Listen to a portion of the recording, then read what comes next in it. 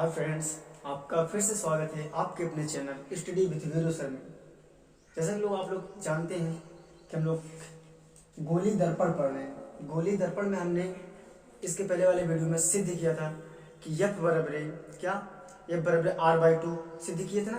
उसी क्रम में हम लोग आगे बढ़ते हैं। गोली दर्पण द्वारा प्रतिबिंब खींचने के नियम, यानी गोली दर्पण जो रहेगा उससे हम लोग उसमें जो नियम होता है खींचने के, वो 3 नियम होते हैं। कितने नियम होते हैं? 3। पहला नंबर तो अगर कोई किरण मुख्य अक्ष के समांतर आती रहेगी तो वह परावर्तन के पश्चात मुख्य फोकस से होकर जाएगी। किसमें? फोकस से होकर जाएगी या होकर जाती हुई प्रतीत होती है, ठीक है।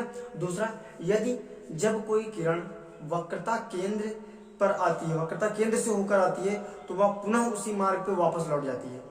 तीसरा कहते हैं जब कोई किरण फोकस से होकर आती है तो वह मुख्य अक्ष के समांतर हो जाती है। चलिए उसी के बारे में हम लोग अध्ययन करते हैं, ठीक है। देखिए पहला क्या था? पहला था कि कोई, ये हमारा अवतल दर्पण है, ध्यान दीजिए, ये अवतल दर्पण है। ये मुख्य अक्ष के समांतर कोई किरण आ रही है, मुख्य अक्ष के समांतर कोई किरण ऐसे आई, ये मुख्य अक्ष तो हमारा होता है, मुख्य अक्ष होता है। मुख्य अक्ष के कोई समांतर किरण जब आएगी तो वो परावर्तन के पश्चात यहाँ मुख्य फोकस से होकर जाएगी, यही हमारा फोकस कहलाता है। तो ये पहला नियम हो गया। लेकिन देखिए ये हमारा अवतल दर्पण है, क्या है? ये अवतल दर्पण में होकर जाती है, ये याद रखना। अवतल दर्पण में, अवतल दर्पण है, अवतल, ये वाला अवतल दर्पण है हमारा, ठीक है। और ये वाला हमारा उत्तल दर्पण है। तो ध्यान दीजिए, अवतल दर्पण में होकर जाती है और इसमें प्रतीत होती है, यही दोनों में अंतर है। बात वही फोकस से होकर जाएगी, लेकिन इसमें देखो डैश डैश डैश बना, यानी प्रतीत हो रही है, इमेजिनरी लिखा है। देखिए इसको पढ़ लेते हैं। गोली दर्पण में मुख्य अक्ष के समांतर आपतित किरणें परावर्तन के पश्चात फोकस से होकर जाती है, फोकस से होकर जाती है, किसमें जाती है? अवतल में होकर जाती लिखा रहेगा, ठीक है ना। और यह फोकस की ओर आती हुई प्रतीत होती है। देखो प्रतीत होती है किसमें? प्रतीत किसमें होगी? उत्तल में प्रतीत होती है, इसमें होकर जाती है। बात है सुना, यानी मुख्य अक्ष के समांतर आपतित किरणें परावर्तन के पश्चात मुख्य फोकस से होकर जाती है, किसमें? अवतल में रहेगा, जाती है। इसको मैं बार बार कह रहा हूँ, ये जाती है और इसमें आती हुई प्रतीत होती है, ठीक। बात है ना। ये हमारा पहला नियम था, ये पहला नियम, ठीक है। अब दूसरा नियम देखते हैं। दूसरा नियम में ये यहाँ पे दूसरा नियम लिखा है कि जब कोई किरण रहेगी वह वक्रता केंद्र से होकर आएगी। कहाँ से होकर आएगी? वक्रता केंद्र। देखो ये यहाँ पे वक्रता केंद्र है हमारा, वक्रता केंद्र से होकर आती है। जिस दिशा में आएगी उसी दिशा में फिर वापस चली जाएगी, टकराएगी, फिर उसी दिशा में क्या होती है? वापस चली जाती है। जैसे आप लोग मिरर लेते हो ना, कभी इस साइड से टार्च जलाओ, कभी सीधा जलाओ, कभी सीधा जलाओगे तो उसी दिशा में आपके भी इधर आ जाएगी। कभी ऐसे जलाओ तो ऐसे होकर जाएगी, कभी ऐसे अगर टार्च जलाओगे तो अपना सब डायरेक्शन उसका अलग होता है ना। तो यही अगर वक्रता केंद्र से होकर आएगी तो फिर उसी दिशा में वापस चली जाती है। तो इसमें देखिए गोली दर्पण में वक्रता केंद्र से होकर जाने वाली किरणें, होकर जाने वाली किरणें, देखो इसमें जाने वाली किरणें या वक्रता केंद्र की ओर, या वक्रता केंद्र की ओर जाने वाली किरणें उत्तल दर्पण में दर्पण से परावर्तन के पश्चात वापस अपने मार्ग पर लौट जाती है। यानी कोई किरण अगर वक्रता केंद्र से होकर आई है तो वह पुनः उसी मार्ग पर लौट जाएगी या लौटती हुई प्रतीत होती है। बात है सुनना, अवतल में वापस लौट जाएगी और इसमें लौटती हुई प्रतीत होगी उसी मार्ग पर। देखिए जैसे ये कोई किरण हो गई, ठीक, ऐसे ऐसे ऐसे ऐसे इस पे आ रही है, तो ये अगर आ रही है तो इसी मार्ग पे वापस चली जाएगी, यानी वापस होती हुई प्रतीत होगी, ठीक है। और ये यानी वक्रता केंद्र से, याद रखना, अगर कोई किरण ऐसे वक्रता केंद्र से होकर हुई आती है, अगर आ रही है तो पुनः उसी मार्ग पर वापस लौट जाती है, ये याद रखना। ये दूसरा नियम था। पहला नियम था क्या? पहला नियम था अगर कोई वस्तु कोई किरण क्या कहते हैं मुख्य अक्ष के समांतर आती है तो परावर्तन के पश्चात मुख्य फोकस से होकर जाती है या फोकस से आती हुई प्रतीत होती है। बात है सुना। और तीसरा नियम हमारा क्या था? तीसरा नियम ये है कि जब कोई किरण, देखो जब कोई किरण मुख्य फोकस से, ये देखिए ये हमारा फोकस है, जब कोई किरण मुख्य फोकस से आ रही है, मुख्य फोकस से आई तो परावर्तन के पश्चात मुख्य अक्ष के समांतर हो जाती है। देखो इसके समांतर हो गई, परावर्तन के पश्चात मुख्य अक्ष के समांतर हो गई। तीनों नियम समझ आया? यानी देखिए जब कोई किरण मुख्य फोकस से होकर आती है तो परावर्तन के पश्चात मुख्य अक्ष के समांतर हो जाती है। ये देखिए कोई किरण मुख्य फोकस से होकर ऐसे, अभी इधर अंदर काला किया हुआ है तो दिखाई तो देगा नहीं, क्योंकि ये अंदर तो काला है ना अंदर, ये क्योंकि ये उत्तल दर्पण है तो ये डैश डैश डैश बना दिया जाता है। तो फोकस से फिर ये परावर्तन के पश्चात इधर मुख्य अक्ष के समांतर हो जाएगी। तो देखिए गोली दर्पण में मुख्य फोकस से होकर आने वाली किरणें, अवतल में मुख्य फोकस से होकर आने वाली किरणें, देखो इसमें क्या लिखा है, मुख्य फोकस से होकर आने वाली किरणें, ठीक, या मुख्य फोकस की ओर आने वाली किरणें, देखो या मुख्य फोकस की ओर आने वाली किरणें, ठीक, उत्तल में दर्पण से परावर्तन के पश्चात, देखिए दर्पण से परावर्तन के पश्चात समांतर हो जाती है, क्या हो जाती है, समांतर दिशा में हो जाती है, ठीक है। तीनों ही नियम थे, इसको अच्छे से पढ़ लीजिएगा, बार बार यही यूज होगा हमारा, ठीक है। चलिए हम लोग आगे बढ़ते हैं। अब हम लोग देख लेते हैं प्रतिबिंब। प्रतिबिंब क्या होता है, आशा करता हूँ कि ये गोली दर्पण द्वारा प्रतिबिंब खींचने के लिए आपको समझ में आया होगा, ठीक है। चलिए अब देखते हैं प्रतिबिंब।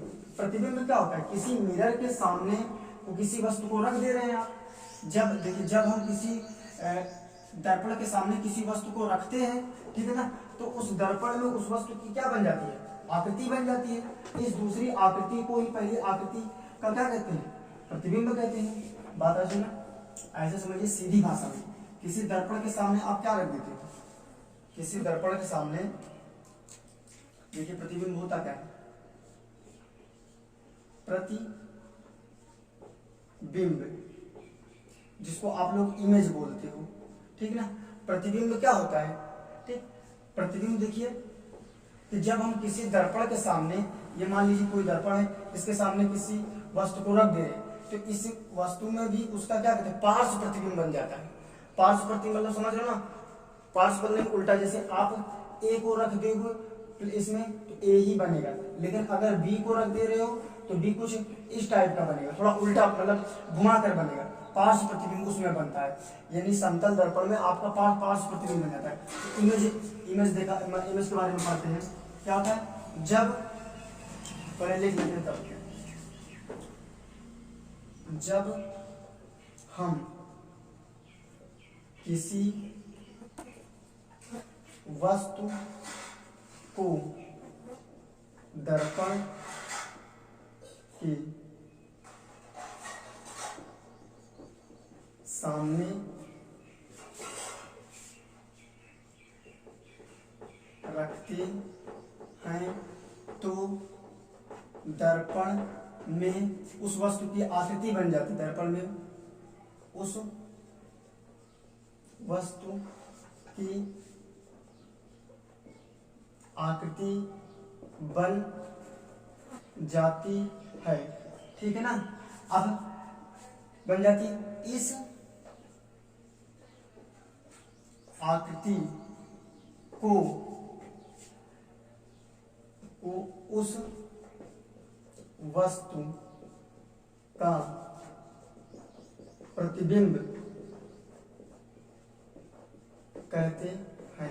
आपको समझ में आया ना, यानी जब हम किसी वस्तु को किसी दर्पण के सामने क्या कहते हैं, रखते हैं, तो दर्पण में उस वस्तु की हूबहू पार्श्व आकृति बन जाती है। तो पार्श्व आकृति बन जाती है तो इस आकृति को वस्तु का प्रतिबिंब कहते हैं, ठीक। इतनी बात सुनना, या हम लोग लिख सकते हैं, या देखिए दूसरा क्या लिख सकते हैं, या हम लोग लिख सकते हैं कि यदि, देखिएगा, यदि प्रकाश की किरण, यदि प्रकाश की किरणें किसी बिंदु से चलकर किसी दूसरे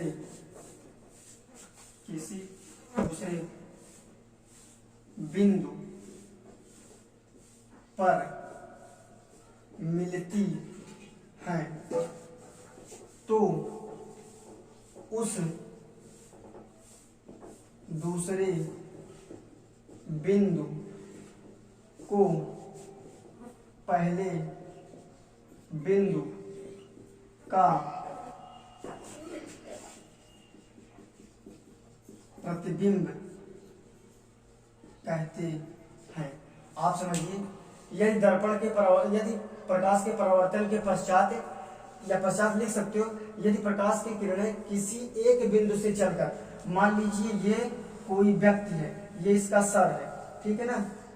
अब ये यहाँ पे दर्पण है या कुछ भी है, आप यहाँ से सूर्य प्रकाश यदि प्रकाश की किरणें परावर्तन के पश्चात एक बिंदु से, यानी प्रकाश की किरणें परावर्तन के पश्चात, यहाँ से इसके परावर्तन के पश्चात जिस बिंदु पर जाके मिलती है, मान लो इस बिंदु पर जाकर मिल गई। अब ये वाला बिंदु, ये पहला बिंदु, ये हमारा दूसरा बिंदु है। ये पहला वाला बिंदु दूसरे बिंदु का, ये पहला वाला बिंदु दूसरा वाला बिंदु पहले बिंदु का क्या कहलाएगा? प्रतिबिंब कहलाएगा, क्योंकि ये वाला बिंदु इस पर जाकर मिला हुआ है और ये दूसरा वाला बिंदु हमारा क्या कहलाएगा? पहले बिंदु का प्रतिबिंब। यही लिखें, यदि प्रकाश की किरणें किसी बिंदु से चलकर, देखो प्रकाश की किरणें यहाँ से चलकर किसी दूसरे बिंदु पर मिलती हैं, यहाँ पर मिल गई, ठीक है, मिल गई, तो उस दूसरे बिंदु को, इस दूसरे बिंदु को पहले बिंदु का क्या कहेंगे? प्रतिबिंब कहेंगे। फिर से देख लीजिए, यदि प्रकाश की किरणें किसी बिंदु से चलकर किसी दूसरे बिंदु पर मिलती हैं तो उस दूसरे बिंदु को पहले बिंदु का क्या कहते हैं? प्रतिबिंब कहते हैं, ठीक है। अब प्रतिबिंब दो प्रकार के होते हैं। कितने प्रकार के होते हैं?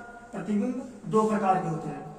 किसी भी प्रकार की दिक्कत आएगी तो मैसेज कीजिए, कमेंट कीजिए, तुरंत मैं बताऊंगा, इसमें कोई वो दो राह नहीं है, ठीक है। हम पढ़ाने के लिए आप लोग को चैनल बनाया गया है और मैं कोई चैनल का अपने एडवर्टीजमेंट नहीं करता हूँ जब तक आप लोग संतुष्ट नहीं होंगे। किसी प्रकार का आज तक मैं नहीं कहूँगा लाइक कीजिए, सब्सक्राइब कीजिए, आपका मन होगा, आपको अच्छा करेंगे वो ही करेंगे। और ये मान चलिए कि मैं सीरीज पूरी 10th और 9th का क्या कहते हैं, 10th और 9th 11th 12th का पूरा सीरीज बना दूंगा, 1 to 1 और किसी भी चैनल पे आपको शायद नहीं मिलेगा, और जो भी मिलेगा भी तो उसमें आपका पैसा लगेगा, पैसा मांगे आपसे। मैं कुछ नहीं, विदाउट एकदम फ्री टू फ्री, कोई चार्ज नहीं लगेगा आपका, ठीक है ना। चलिए हम लोग देखते हैं प्रतिबिंब के प्रकार। प्रतिबिंब के प्रकार, देखो प्रतिबिंब जो होता है, प्रतिबिंब दो प्रकार की होती है। प्रतिबिंब दो प्रकार के होते हैं। अगर आप लोग को क्वालिटी में दिक्कत हुआ तो जो वीडियो चल रहा है उसके ऊपर 3 डॉट रहती है, 3 डॉट पे अगर क्लिक करेंगे तो वहां पे आपको क्वालिटी का ऑप्शन मिलेगा। क्वालिटी का ऑप्शन मिलने पर उसको आप 720 कर सकते हैं या 480 कर दोगे तो आप लोग एकदम क्लियर दिखाई देगा, ठीक है। ये कोई बताने वाली बात नहीं, जितने लोग यूट्यूब या मोबाइल चलाते हो सभी लोग इसके बारे में जानते हो, ठीक है। देखिए पहला जो है हमारा वास्तविक प्रतिबिंब। कौन सा? वास्तविक प्रतिबिंब, ठीक है ना। वास्तविक प्रतिबिंब क्या होता है? जब प्रकाश किरणें परावर्तन के पश्चात वास्तव में किसी बिंदु पर मिलती हैं। क्या? जब प्रकाश किरणें परावर्तन के पश्चात वास्तव में किसी बिंदु पर मिलती है तो उस प्रतिबिंब को क्या कहेंगे? वास्तविक प्रतिबिंब। और वास्तविक प्रतिबिंब को पर्दे पर लिया जा सकता है, ठीक है ना। जैसे सिनेमा हॉल में क्या होता है, हमारा वास्तविक प्रतिबिंब का तो नहीं होता है, वहां पे लगा दिए ऊपर और सिनेमा हॉल पर्दे को फोकस मारता है तो क्या होता है, हमारा चलचित्र चलने लगता है, बात है। तो वो प्रतिबिंब क्या होता है? पर्दे पर लिया जा सकता है, बात है सुना। मान लीजिए हम उसको समझने के लिए बता रहे हैं, और आपकी जो छाया होता है या परछाई होती है उसको पर्दे पर लिया जा सकता है? कभी नहीं लिया जा सकता है, बात है सुनना। तो सपोज करने के लिए, याद करने के लिए आप अपने माइंड में ऐसे ही कुछ ना कुछ बना लिया करिए, ठीक है ना। वास्तविक प्रतिबिंब, ये देखिए, यदि दर्पण से परावर्तन तल के, देखिए क्या कर सकते हैं, यदि दर्पण के परावर्तक तल से परावर्तन के पश्चात क्या कर सकते हैं, यदि दर्पण के, छोटा छोटा लिख रहे हैं, यदि दर्पण के परावर्तक तल से परावर्तन के पश्चात प्रकाश किरणें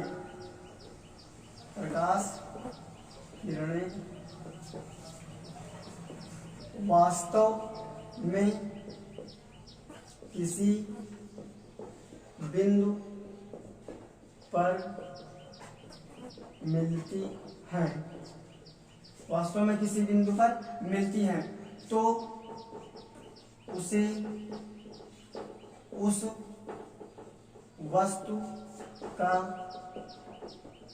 वास्तविक प्रतिबिंब कहते हैं, ठीक है ना। अब लिख लीजिए कि वास्तविक प्रतिबिंब को पर्दे पर लिया जा सकता है, ध्यान दीजिएगा, क्या? वास्तविक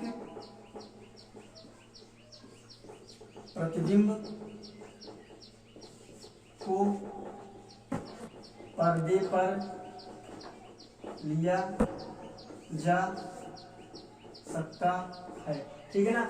यानी वास्तविक जो प्रतिबिंब होगा उसको हम लोग क्या करेंगे, पर्दे पर लिया जा सकता है। यानी देखिए वास्तविक प्रतिबिंब क्या होता है, यदि दर्पण के परावर्तक तल से, ठीक है, परावर्तक तल से परिवर्तित होगा ना, यदि दर्पण के परावर्तक तल से परावर्तन के पश्चात प्रकाश किरणें वास्तव में किसी बिंदु पर आपको प्रतीत नहीं होगी, वहां प्रतीत होने कोई सिस्टम में पक्का मिलेंगे, यानी वास्तव में किसी बिंदु पर मिलती है तो उस वस्तु का वास्तविक प्रतिबिंब कहते हैं। और वास्तविक प्रतिबिंब क्या हमेशा पर्दे पर लिया जा सकता है। और इसी में आभासी दूसरा वाला प्रतिबिंब होता है हमारा आभासी प्रतिबिंब। कौन सा होता है दूसरा वाला, आभासी प्रतिबिंब।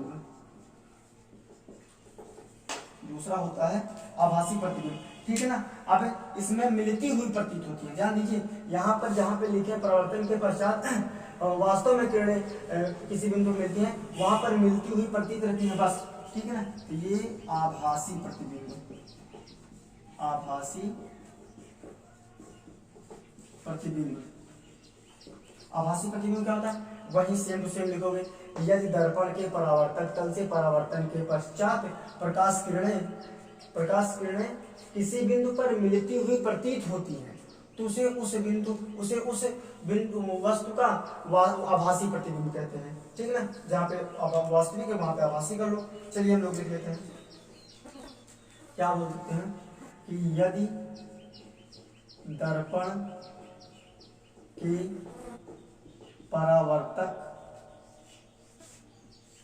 तल से परावर्तन के पश्चात प्रकाश किरणें किसी बिंदु पर मिलती हुई प्रतीत होती हैं तो उसे उस वस्तु का आभासी प्रतिबिंब कहते हैं, ठीक है ना। आभासी प्रतिबिंब को पर्दे पर नहीं लिया जा सकता, ध्यान दीजिएगा। वास्तविक प्रतिबिंब को पर्दे पर लिया जा सकता था और आभासी प्रतिबिंब को पर्दे पर नहीं लिया जा सकता, ठीक है ना। और इसमें कोई भी दिक्कत हो हमें बताइए। आशा करता हूँ आप लोग को ये वीडियो समझ में बहुत अच्छे से समझ में आएगा। बहुत बहुत धन्यवाद आपका ये कीमती समय हमको देने के लिए, बहुत बहुत धन्यवाद, थैंक यू।